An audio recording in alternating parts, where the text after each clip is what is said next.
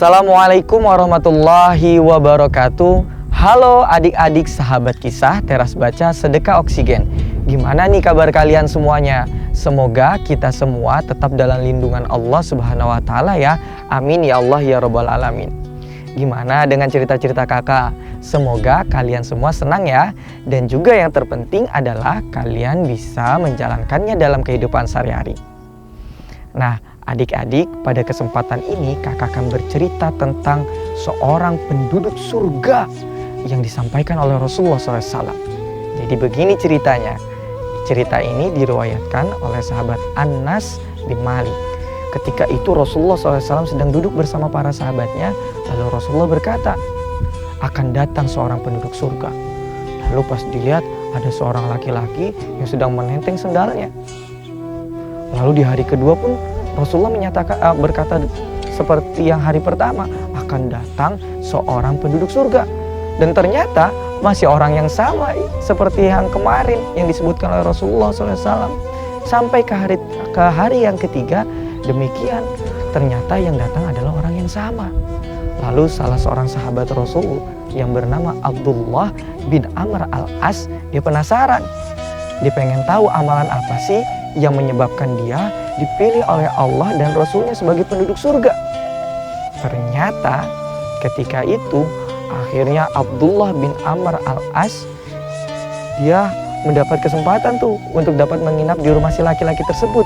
Akhirnya dia memiliki kesempatan untuk mengamati apa sih amalan yang menyebabkan dia bisa masuk surganya Allah Subhanahu wa Ta'ala, sehingga nanti kelak dia bisa menirunya. Tapi adik-adik, setelah dia menginap di rumahnya selama 3 hari, ternyata tidak ada loh amalan yang spesial sedikit pun. Seperti biasa saja, bahkan dilihat dia tidak mendirikan sholat malam.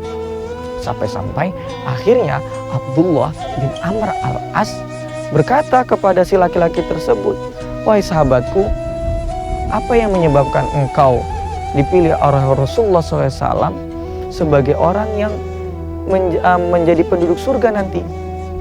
Lalu kata orang tersebut, ya seperti yang kau lihat selama ini, aku tidak memiliki amalan yang spesial sedikit pun. Akhirnya masih ada dalam dirinya Abdullah bin Amr pertanyaan, kenapa ya kok dia bisa akhirnya dipilih Allah sama Rasul menjadi penduduk surga?